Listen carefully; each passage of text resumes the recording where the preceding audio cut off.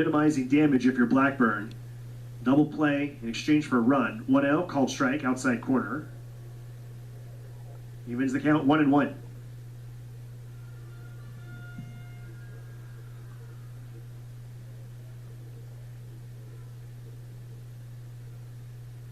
Here's the pitch. And this one's hit in the air to left field. Tracking it is Thomas. He's on the warning track. He's at the fence. He jumps in. He can't get it. It is gone. It's a home run for Greg Bird. Opposite field. His 4th of the season. Isotopes have taken the lead. It's 2-1.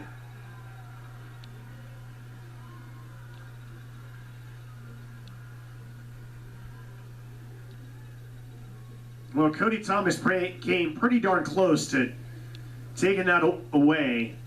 He was in perfect